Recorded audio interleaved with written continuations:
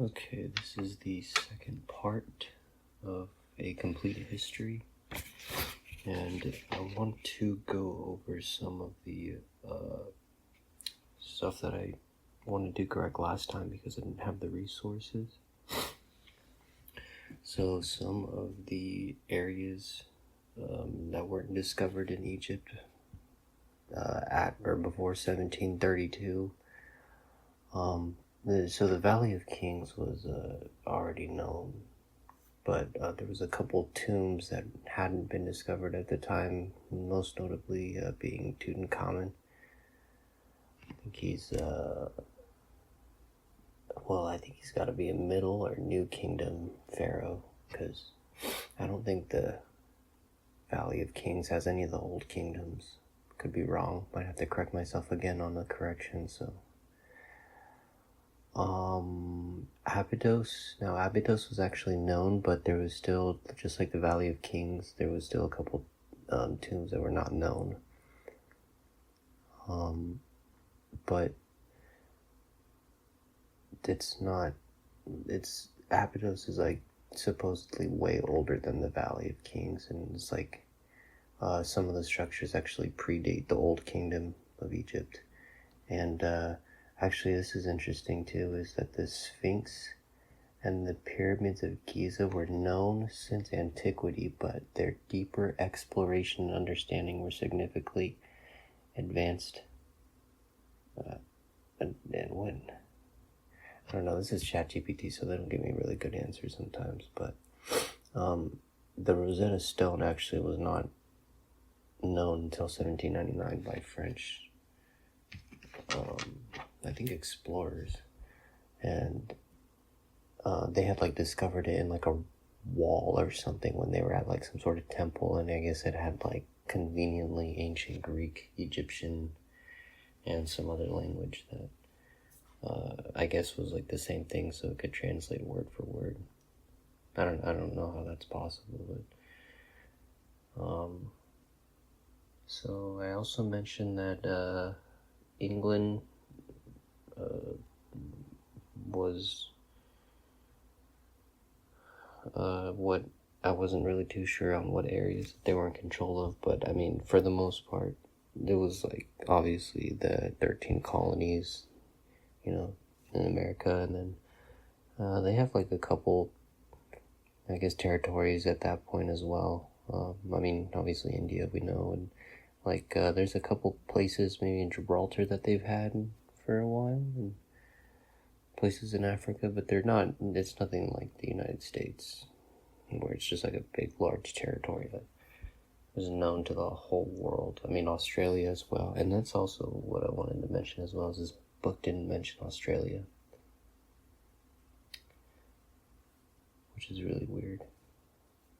Maybe it's named something else, but I didn't really catch that. I don't know, maybe I wasn't paying attention, but I'm pretty sure I didn't read Australia. So let's finally get looking at this book now. So the symbology on this little crest right here is really interesting. You have two like lions, and then these two like flower type things. So it looks like a royal crest you'd see on like somebody's gate. Wonder which family it belongs to, possibly. You see a book in the back as well. So the preface. There's no sort of writing in which a greater variety of useful knowledge may be communicated to the public than in a work of geography built upon a plan so extensive as this. It includes not only what is strictly to be understood by the word geography, but also that comes under the name of history, whether natural, civil, ecclesiastical, literary, or mechanical.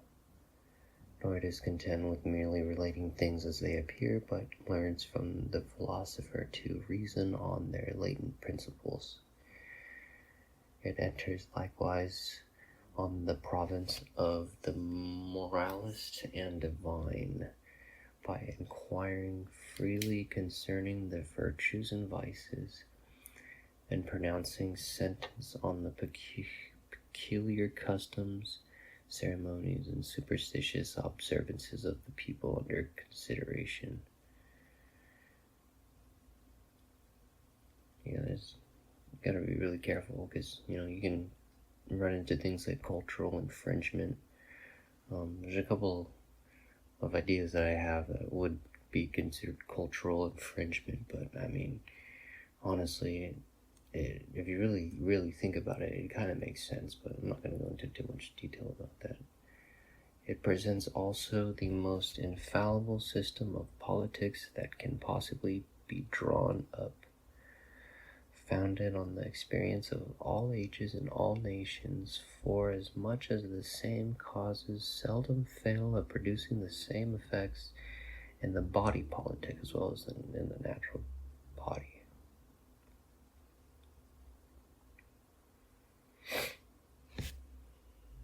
I think that's like something that people don't really do at all, is just kind of look at things in like a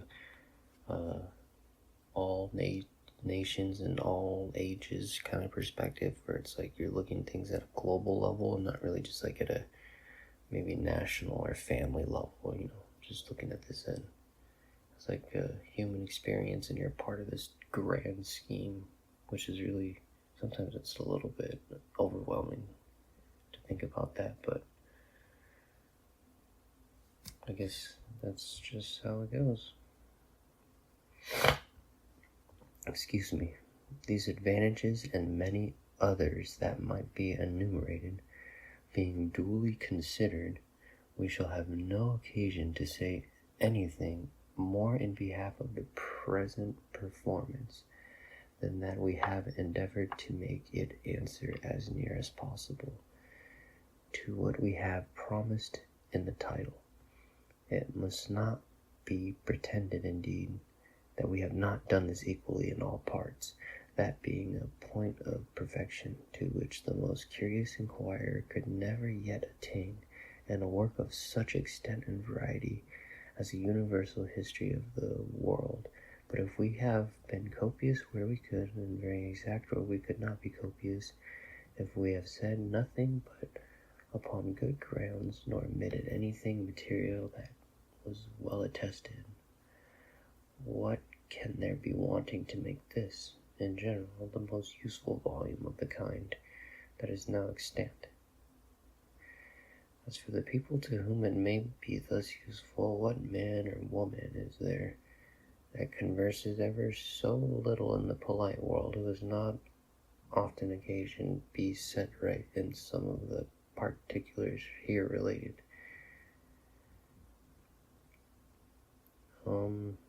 I mean, I've argued with people about like history sometimes, and I don't really like to kind of like force my idea on other people. If somebody's really stern on what they think about in history, then I don't really go the extra mile to try to change their idea.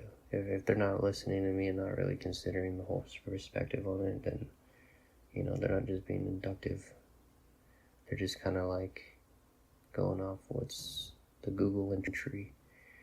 And sometimes that's not good, because I think many of us know that history is told by the victor. I think that's something that everybody knows by now. So we have to be careful when we're looking at history that there are particular groups that have basically taken over and, I would say, honestly, rewritten history. I'm not going to mention those groups, and I'm not 100% sure it's that group or something even deeper than that group, but I can say for certain that somebody's been messing with history, and it's not all true. Okay, even geography itself, though the easiest perhaps of all sciences, it kind of is, both to learn and retain, is yet not so familiar to the generality of readers. I mean, like, a lot of people really don't understand the hardness of materials, and consider how important that is. Like, when you look at, like, the pyramids of Giza, for example, and you look inside of the temple, or pyramid, There's granite walls, granite structuring, and it's really big and large. And it's how did for how big it is? How did they lift it? How did they move it? And how did they mine it? You know what I mean? Like we've read in our history books that they've only had so many tools at their disposal and so many ways and methods of machining and construction. Oh my gosh, excuse me, mispronunciation. Constructing and I guess just craftsmanship in general. So it's just like, I don't know, it just people don't really care about that stuff. And you don't realize, like, you can't mine copper with granite because copper is just so soft. It's such a soft material compared to hard granite. You can take a chunk off of it, yeah, certainly with a big enough piece of copper, but I mean, what your tools are gonna break so fast. I mean, I've worked in machine shops and seen, people trying to run tools that aren't made for some treated steel, and it's just they use like cheap cobalt tools, even trying to use aluminum tools, and it's doesn't end well for the steel and the tool itself. I mean, if you're a machinist, you would really know, and something simple like that is not so familiar to the common person. They just don't think about rocks. But that they have frequent need to refresh their memories as to the situation of places. So I think this guy's trying to be very polite and saying that people are very reactive instead of proactive, meaning that people don't like to think ahead and they only like to think about what's in front of them. And I would say that's not being very inductive. So how much more are these helps wanting in other matters, such as the various product of the earth and water, the numerous rights of different nations, the revolutions of small states that make an insignificant figure in our common histories? Everyone may perceive that we have hitherto spoken of those readers only who had before informed themselves in matters of this nature, and if to them so much advantage and pleasure may accrue from only reviving those parts of knowledge which they had before attained, doubtless much more of both will be experienced by such as launch out into the new field of geographical and historical learning. To these give us leave to say that they may be here meet with enough to set upon in good conversation, and perhaps to pass for the best historian of the company. At least they will avoid that contempt which usually falls on persons entirely ignorant of what is done out of their own country and before their own time, as comparatively speaking to many of our countrymen are. Give us leave to add that the character of being too fond of what is foreign, which is cast by the major part of our commonalty on the nobility and gentry of this nation, betrays, when carried to excess, too much of that selfishness which is the effect of the only illiberal education, and which a little reading in the histories of other people usually wears from off the mind. Every country hath its advantages, as well as England, and 'tis not through their defects, but the false taste of the importers, that the most cried up commonalities are eunuchs and fashions. I don't really know the word. I wish I could. Fadens? That's probably such an old word, but I mean, this is basically saying that nobody cares. Nobody really goes the extra mile to really know about other people. And, this guy's really just explaining how much that is a problem in his time period.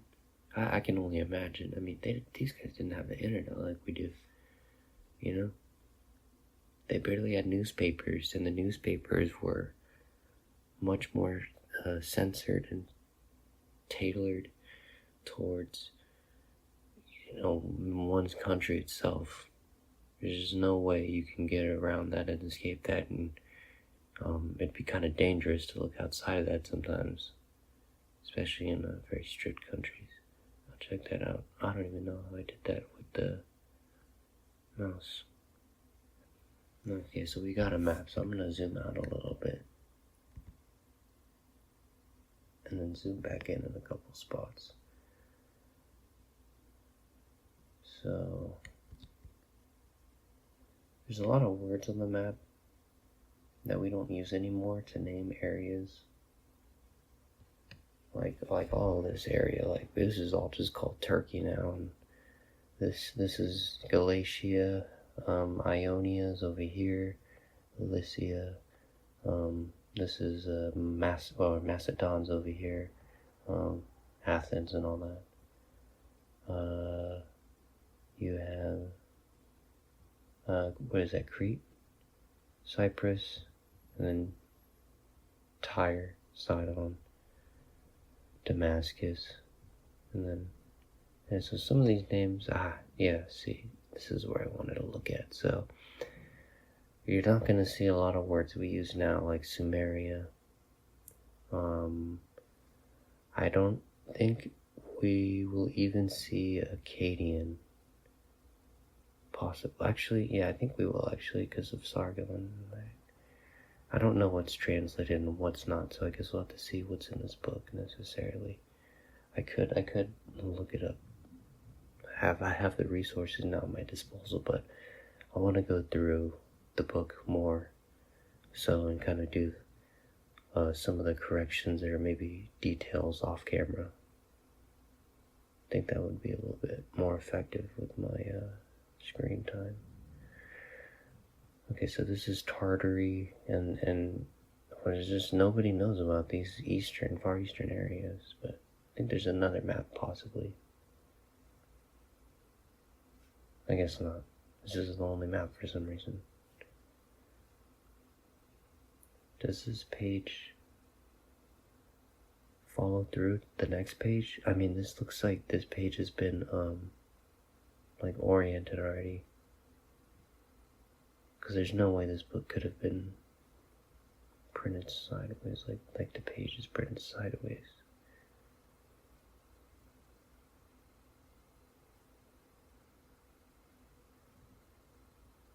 And they only show one map of the old world. Yeah, why do they? This is the only map they show. I wonder if they'll show more maps. I'm really curious about this book because it's why isn't this book known, or why don't we use books like these in our see, my fan keeps going off. Excuse me, guys. I have to unplug my MacBook. It's just sometimes when I'm recording, it starts making a loud sound. So I'm gonna take a look at this video afterwards and see how much the buzzing gets in the way of the video itself, because my MacBook just keeps going off when I try to screen record. I'm not really sure why. I try to close off all my other apps, but hopefully it's not that much. I do some noise dampening on Audacity, and hopefully that'll work. Well, we'll see. A description of the Empire of China, Part 1, Chapter 1. The situation and extent of this vast empire described, the name, climate, and limits of the several provinces thereof, with the chief rivers, canals, lakes, and springs. That country is supplied with China and Tartary or dominion. I don't know what that word is. China, of all the dominions of the earth, is celebrated as well for politeness and civility, for grandeur, for riches and magnificence, as for arts and inventions, and is united with great Tartary, which together there constitute one mighty empire, in which is comprehended all the eastern continent of Asia. The southernmost part of China lies in the latitude 21 degrees north, and the northernmost part of Tartary subject, as before observed. Wait, who's in control at that time? That area? I think China is actually in control, and Mongolian Empire kind of waned, and I guess during this time. To this empire lies the latitude of 55 degrees north, which makes up the whole extent from north to south, 34 degrees, or 2,040 English miles, and I can't really confirm whether or not those are the same miles we use.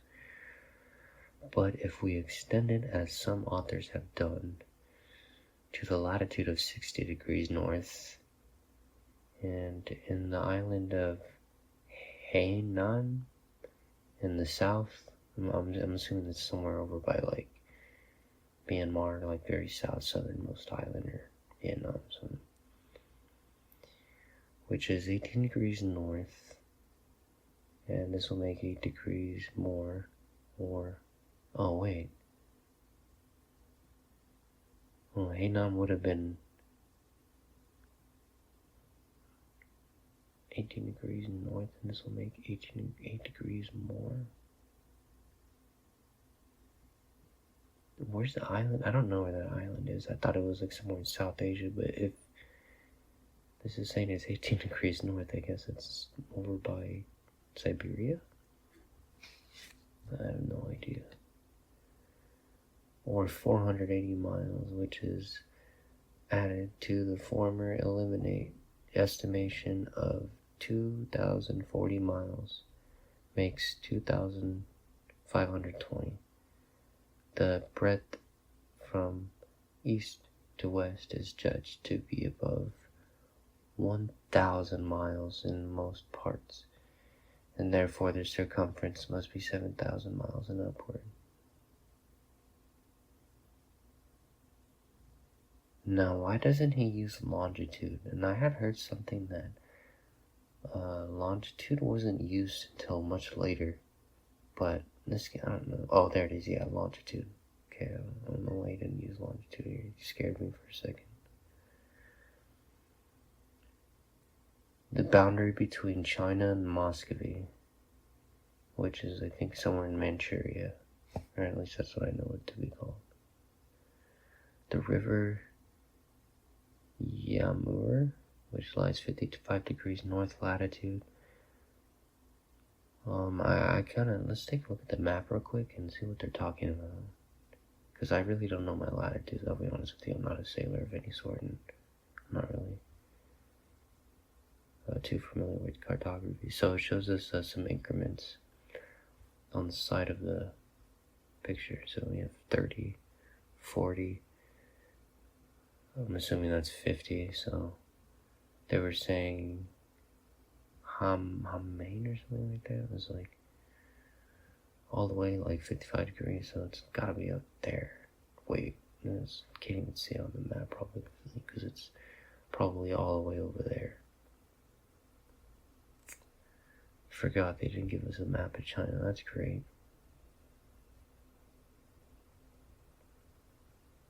I don't know if they're going this one later on.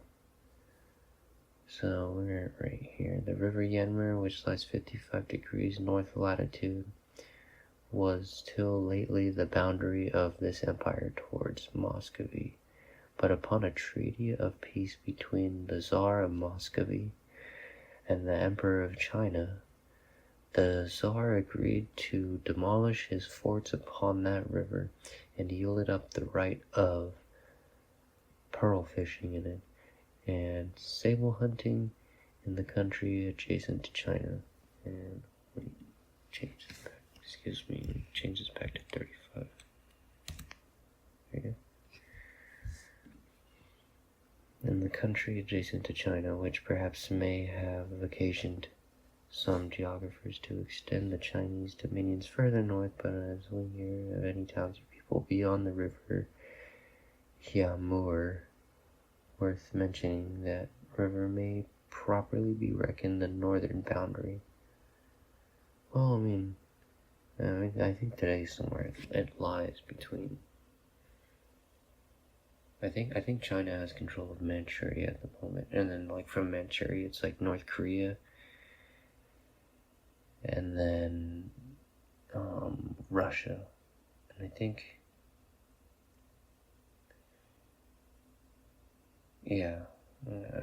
there's so much history. I just don't. I've been looking at so much ancient history lately. I kind of forget about this more modern great game history. I gotta read some books back on it again.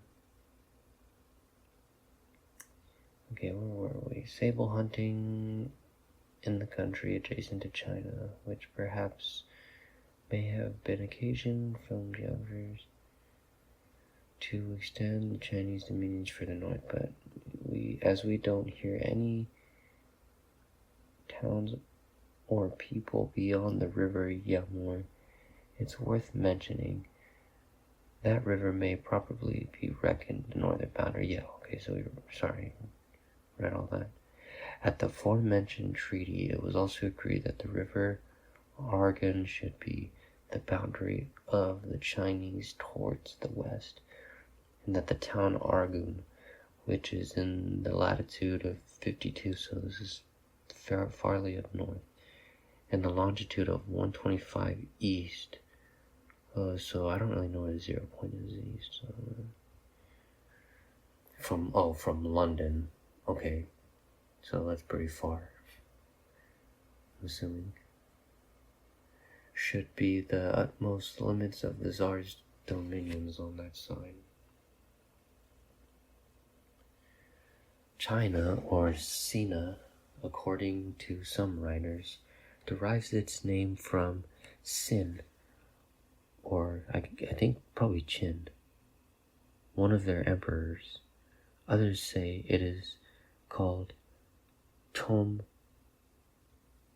Kokve by the inhabitants, which signifies in their language the Middle Kingdom. So yeah, that's probably what Chinese call themselves. But yeah, I think the Qin or Sin is referring to Qin Shi Huang, which is the first emperor of China.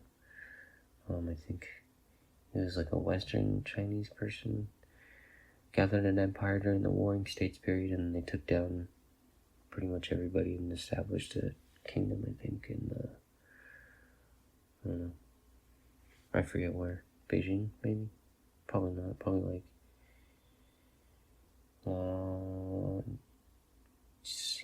King. Oh, I'm sorry, guys. I have to look that up. I guess I'll just write that in the notes. Might be honestly in here as well.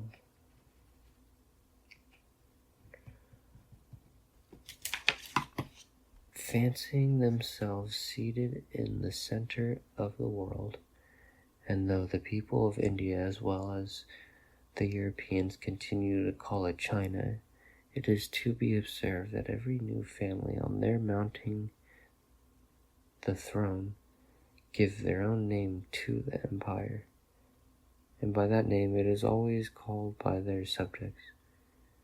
Navarat says it was called Qin by the people of India, from the great produce of silk, that word signifying silk in their language. However, the name is derived. It is generally agreed that this is the same country that anciently went by the name of Cathay. Huh. That's really interesting. It anciently went by the name of Cathay. So China, from what I've read, the name China comes from Chen Shi Huang, and they like to say that. But this is really interesting, man. I mean, Cathay. I think that's an area over in Manchuria. That's really, really interesting. Anciently, it's really cool. I'm gonna have to look up that area of Cathay. That really makes me interested now. The Great Khan. So that would be like the Mongolian emperors. That would be like their Tartarian emperor. No other great Khan other than the Emperor of China. I'm just reading the side note over here. The great Khan, so much talked of formerly, was no other than the Emperor of China. And Kambula, where he is said to reside, was indeed the city of Peking. Verifying Python. Oh, jeez, what's going on here? I forgot to put do not disturb on. That's great. Nor it is so much to be wondered at that we formerly so much in the dark, having little or no commerce. Oh my goodness, dude, my back's just telling me to charge my stuff. Excuse me. There's your food. Nor it is so much to be wondered that we were formerly so much in the dark, having little or no commerce with that people till these 200 years, being much about the time the Europeans had a passage thither by the Cape of Good Hope. I'm assuming, is that the South American Cape? Is that it? See, I don't know if I want to spend too much time going on my computer and looking up. Yeah, see, I'm gonna have to end the video at the end of this page. I'll look up the Cape of Good Hope in the next episode and explain all that. So, finish this off right here. China, distinct from Tartary, extending from the latitude of 21 to about 42 degrees north, have their longest day in the south, 13 hours. Dang, that's long. And about 15 hours in the north. Oh, it's even longer. I've read some other books that, Siberia, I think, has really long days. The northern provinces have generally a very severe winter, which continues about 4 months, from the beginning of November to the beginning of March, when their rivers and canals are generally frozen up. In this, what is going on, man? I need to start turning off my stuff. I'm so sorry. The beginning of November to the beginning of March, when their rivers and canals are generally frozen up. In the southern provinces, they see no frost or snow. But as in other countries which lie within or near the tropics, they have usually stormy weather and rains. Yeah, that's consistent. Yeah, about the equinox. Okay, particularly in autumn. Okay, so when the sun's leaving the equator, that's when they start getting all their rains and stuff. And this all the writer, they know the rest of the year enjoy a clear sky. Okay, so we'll leave off on, there's this page 6, officially.